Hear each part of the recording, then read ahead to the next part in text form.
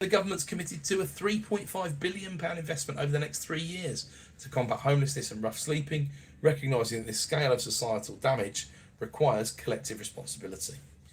However, the immense annual expense on temporary accommodation, the very definition of paying for a system that's broken down, underscores that our current policy approach is fiscally punitive. Until we can meaningfully increase the supply of genuinely affordable homes and ensure robust collaboration between public services to prevent crisis entry, this exorbitant £2.8 billion bill will remain the quantifiable price of a social failure we can no longer afford to ignore.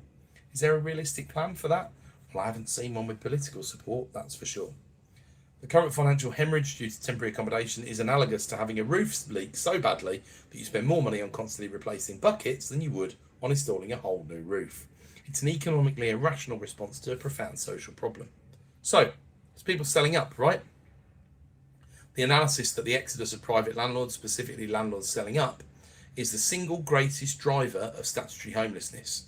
That's not merely anecdotal, it is a critical economic vector confirming the rental safety net failure. So this is a policy-driven supply contraction, right?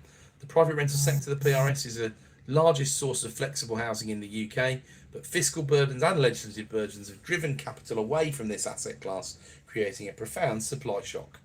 The legislative context is crucial. The recent introduction of the Renters' Rights Act, notably ending those Section 21s, as I say, badged as necessary reform, but there's an undeniable increase in risk, effort and administrative friction for landlords involved. What does that mean they want?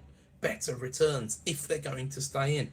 But this shift, combined with unsupportive fiscal conditions, so for example, new taxes, extra taxes on rental income, in the recent budget, for example, that is incentivising exit over and above retaining the assets.